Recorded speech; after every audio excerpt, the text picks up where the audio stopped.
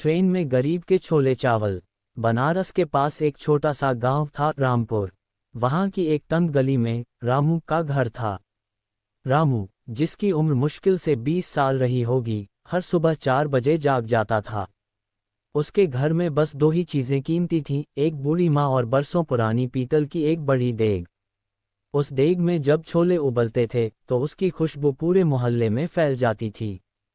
लेकिन ये खुशबू रामू के लिए भूख नहीं बल्कि उम्मीद थी। रामू के पिता भी कभी रेलवे स्टेशन पर छोले चावल बेचते थे, लेकिन एक रेल हादसे ने उनसे सब छीन लिया। अब जिम्मेदारी रामू के कंधों पर थी। रामू बेटा, नमक थोड़ा ध्यान से डालना, माँ ने खांसते हुए कहा। हाँ माँ, और आज मैंने मसालों में थोड़ी जावित्री भी पीसकर डाली है। शहर के लोग खुशबू के पीछे भागते हैं, रामू ने मुस्कुराते हुए जवाब दिया। वह फटे हुए झोले में एल्यूमीनियम के डब्बे, पत्तल के दोने और लकड़ी के चम्मच सहेजने लगा। सुबह के 6 बज रहे थे। मुगल सराय पंडित दीनदयाल उपाध्याय स्टेशन पर गंगा सतलज एक्सप्रेस आने वाली थी। प्लेटफॉर्म पर हजारों की भीड़ थी। कोई अपनी मंजिल की तलाश में था तो कोई भागती जिंदगी से थक चुका था। रामू ने सिर पर छोले की भारी देग और हाथ में चावल का बड़ा सा टिफिन ले रखा था। उसकी गर्दन की नसें खींच रही थीं, लेकिन उसके चेहरे पर एक अजीब सा संतोष था। वह चिल्लाया, गरम गरम छोले चावल, घर जैसा स्वाद, मात्र 20 रुपये।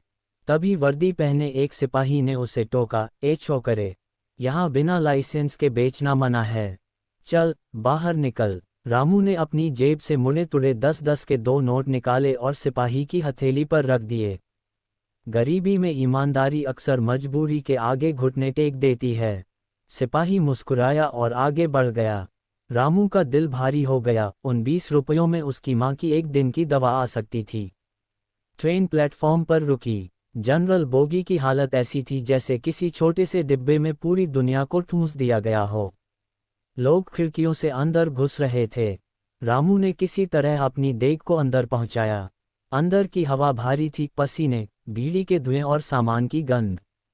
लेकिन जैसे ही रामू ने अपनी देग का ढक्कन खोला, छोले और ताज़ा उबले बासमती के टुकड़ों कनकी की महक ने सबका ध्यान खींच लिया। बेटा, एक दो न देना, कोने में बैठे एक बुजुर्ग ने कहा।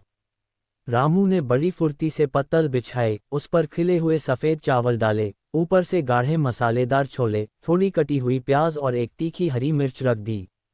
वाह, स्वाद तो बिल्कुल घर जैसा है। बुजुर्ग की आंखों में चमक आ गई। वह पिछले 2 दिनों से सिर्फ बिस्कुट खाकर सफ़र कर रहे थे। ट्रेन के एक कोने में एक नौजवान लड़का बैठा था।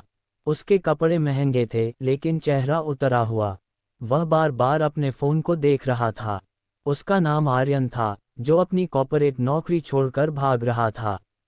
उसे लगा था कि पैसा ही सब कुछ है, लेकिन आज उसके पास हजारों रुपए होने के बाद भी वह अकेला महसूस कर रहा था। रामू उसके पास पहुंचा। साहब, छोले चावल लेंगे? बहुत बढ़िया हैं, आर्यन ने चिढ़कर कहा। नहीं, मुझे हाइजीन पसंद है। पता नहीं तुम लोग कैसे गंदे हाथों से बनाते हो। रामू बुरा नहीं माना। वह मुस्कुराया और बोला, साहब, हाथ भले ही गंदे दिखें, लेकिन ये चावल मेरी बूढ़ी माँ ने अपने हाथों से साफ किए हैं। गरीबी में गंदगी हो सकती है, लेकिन धोखेबाजी नहीं।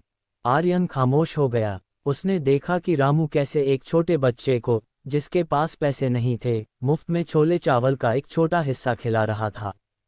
वह गरीब, जिसे आर्यन नीची नज़र से देख रहा था, असल में दिल से कितना अमीर था।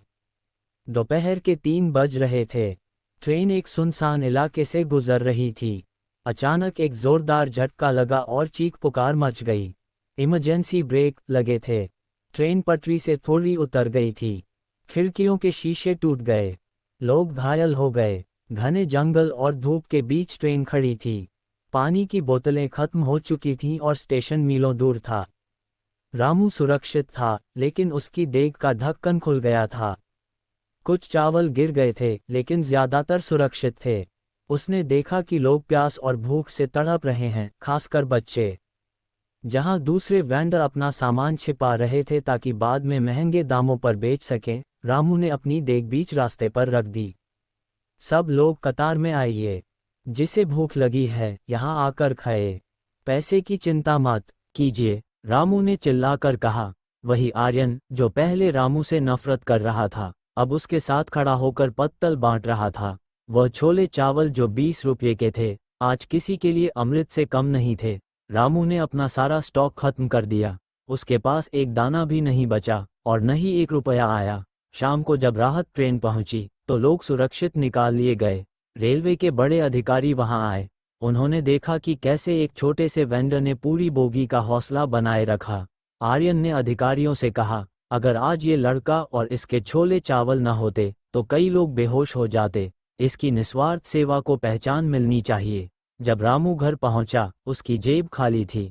माँ परेशान थी कि आज खाना कैसे बनेगा, लेकिन तभी घर के बाहर एक सरकारी गाड़ी रुकी। आर्यन और कुछ अधिकारी वहां आए थे।